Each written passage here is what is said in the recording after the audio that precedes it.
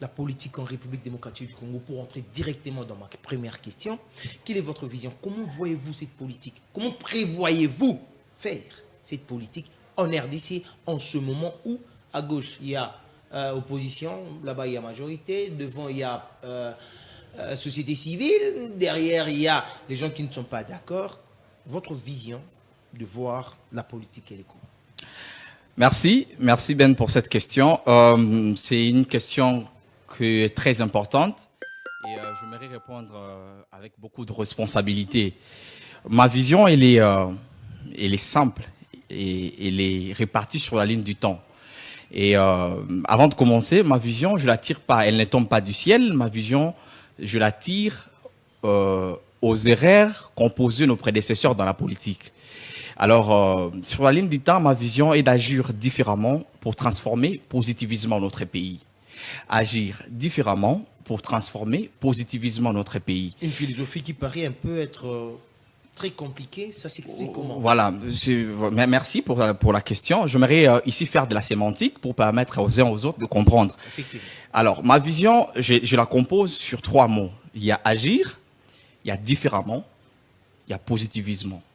Ce sont là les 3 mots-clés qui forment ma vision. Alors, pourquoi agir? Nous avons compris que dans la République, lorsque vous empruntez le principe de l'inaction, vous ne produisez rien. Voilà pourquoi on s'est dit d'être acteur au lieu d'être spectateur. C'est pourquoi on s'est dit d'insérer ce mot agir dans notre vision. Pourquoi? Parce que dès lors que vous embrassez le principe de l'inaction, rassurez-vous que sur la ligne du temps, vous ne produisez aucune action. Raison pour laquelle on s'est dit d'être acteur au lieu d'être spectateur. Voilà pourquoi on a dit d'agir. Alors, pourquoi ici développement? Parce que la vision est d'agir différemment pour transformer positivement notre pays. Alors, pourquoi ici la transformation? Lorsque nous parlons de la transformation, j'aimerais d'abord dire quelque chose.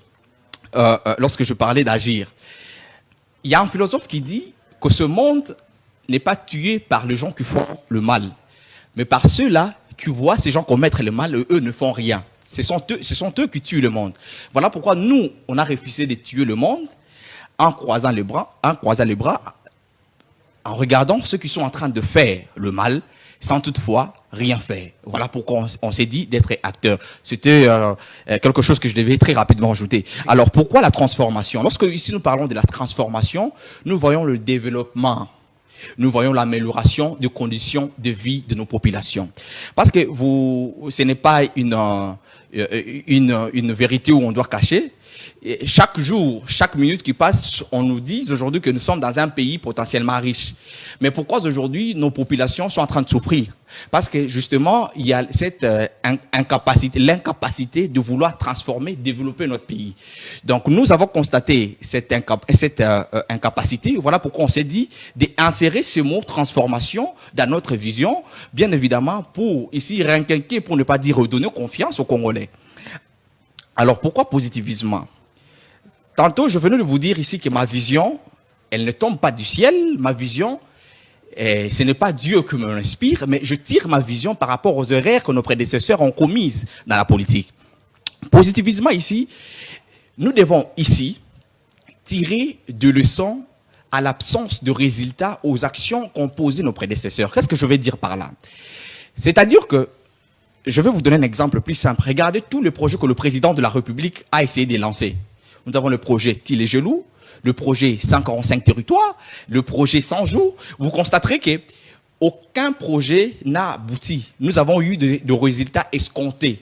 Donc voilà pourquoi aujourd'hui, moi, je voulais ajouter positivisme, parce que nous devons, lorsque nous commençons quelque chose, que nous n'arrêtions pas en chemin, mais que nous continuons, que nous arrivions à la fin, afin que la population, bien évidemment, puisse avoir le résultat escompté. Parce que la population attend des résultats escomptés, des résultats concrets, et non de promesses. On en a ras-le-bol de promesses. On en a marre avec de promesses. Voilà pourquoi aujourd'hui, humblement, j'ai essayé de voir comment mettre en place ma vision, et ma vision, elle est là.